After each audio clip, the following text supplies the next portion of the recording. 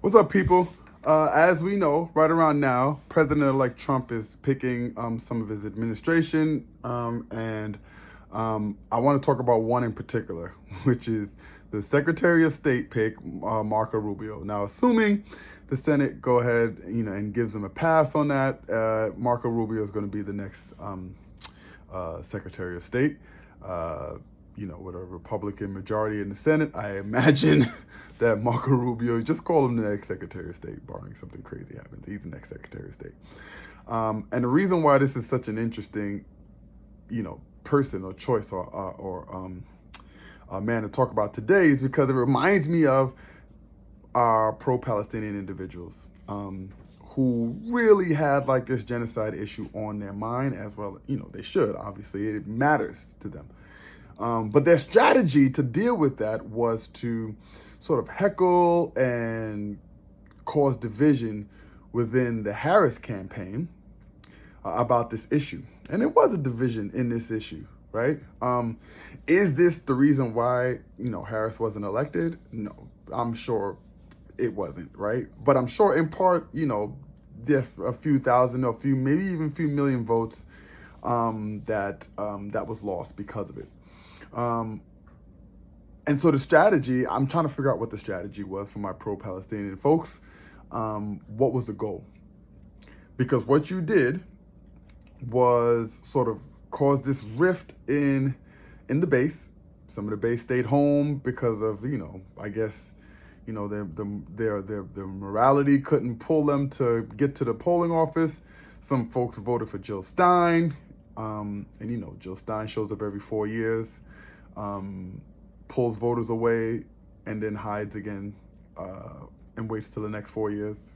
She doesn't do anything in the middle. She just kind of pops up every 4 years. She'll be back in 2028, I promise you. Shows the face, waves a hat, tries to pick an issue, pulls voters away, and then when the election is over, she disappears again for the next 4 years. Good job, Jill.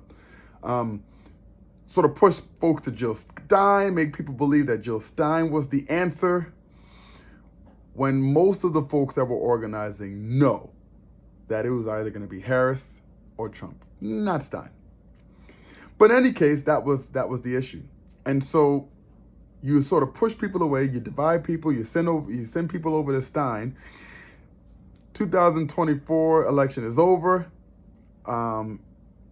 Literally the next day, November 6th, President-elect Trump. We knew it was going to be one person or the other, and so did most of my pro-Palestinian friends. They knew it was going to be one person or the other. And this is who they got. And then our good friend, President-elect Trump, selects Marco Rubio as their head diplomat, who goes, yeah, Gaza, whatever. Let's eliminate Hamas. And, about the civilians, yeah, that sucks, but, it's Hamas's fault. So there you go. Oh, well. Drugs. And that was a better idea, and that was a goal that you've accomplished, and that is a good thing for you. That was your strategy. That was your winning strategy. Now here we are. And I'm really trying to figure out, were your goals accomplished with every Harris rally that you interrupted? By the way, I have not seen one Trump rally interrupted at all. Not one. Not one by pro-Palestinian individuals that were like, hey, this is what we want to see from you, candidate Trump. This is what we want to see from you. Not one. I'd love to have some thoughts on why. You could throw them in the comments. Why do you think there were no pro-Palestinian individuals at a Trump rally saying, hey, these are what our demands are, let's make it happen, to cause maybe some division in his campaign? Nope, just Harris. Most of the videos, most of the information was like, hey, this is Harris. This is what Biden-Harris is doing. So let's go after Harris. Now Harris is gone.